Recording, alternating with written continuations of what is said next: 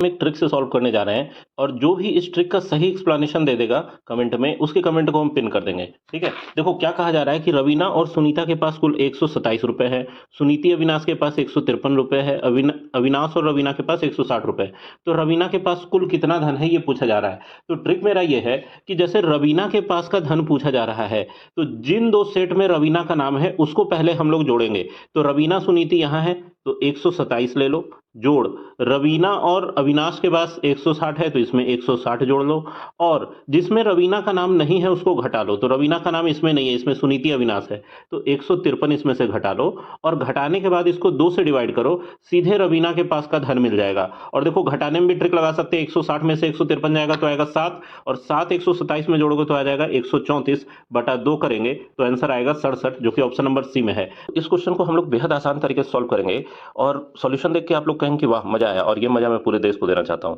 देखो क्या कहा जा रहा है कि 3740 को 3 भाग में बांटिए कि पहले का आधा भाग, तो पहला अगर x मानोगे तो उसका आधा x बटा 2 हो जाएगा, दूसरे भाग का 1/3, तो दूसरा अगर y मानोगे तो उसका 1/3 y बटा 3 होगा, और तीसरा अगर हम लोग z मानेंगे तो तीसरे का छठा भाग कहा जा रहा है तो z बटा 6 होगा। ये तीनों आपस में बराबर है। जब भी इस तरह का रिलेशन दिखे तो नीचे वाला संख्या को सीधे आप लोग अनुपात कह सकते हैं। मतलब कि अगर कोई पूछे कि x अनुपात y अनुपात z कितना है तो 2:3:6 होगा। ठीक है, अब यहाँ हम लोग साफ साफ देख रहे हैं कि तीसरा भाग z जो है वो y का डबल है। क्यों? क्योंकि 6 जो है 3 का दुगना है। तो भाई ऑप्शन में भी ऐसा ही नजर आना चाहिए। वो ऑप्शन नंबर ए में देखो, ये 2040 1000 का दुगना तो है नहीं, 2040 1360 का भी दुगना नहीं है और 1200 का भी दुगना नहीं है, तो किसका दुगना है? 1020 का दुगना है 2040। यही इसका आंसर होगा ऑप्शन नंबर सी। तो अगर आप लोग एक नजर ऑप्शन पे भी रखते हैं तो कैलकुलेशन करने की मेहनत से बच सकते हैं। देखो इस तरह का क्वेश्चन लगभग हर कॉम्पिटिटिव एग्जामिनेशन में बार बार पूछा जाता है और बिना एक्स की हेल्प के बहुत आसानी से हम लोग बनाएंगे। इसमें देखो क्या कहा जा रहा है कि 2 कर्मचारी अनीता और सरिता को कुल 6600 की राशि का भुगतान किया जाता है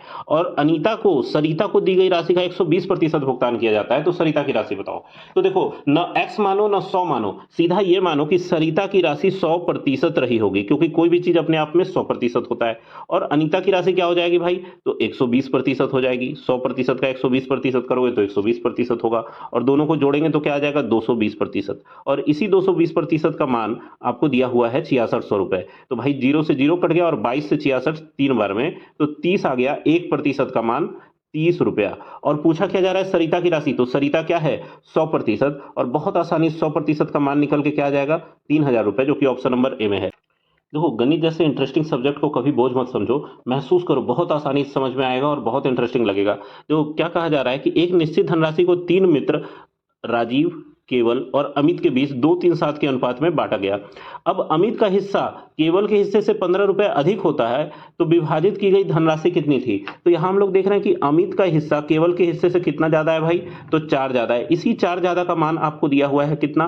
15 रुपए। तो कुल धनराशि क्या होना चाहिए? 7 जोड़ 3 10 और 2 12। इसी 12 को तो अनुपात में बांटा गया है। तो 4 का मान अगर 15 है तो भाई 12 का मान कितना होना चाहिए? तो 4 तिया 12, तो 15 तिया क्या आएगा? 45, जो कि ऑप्शन नंबर ए में है। तो अगर मेथड समझ में आया हो तो चैनल को सब्सक्राइब करें। मिलते हैं नेक्स्ट वीडियो में।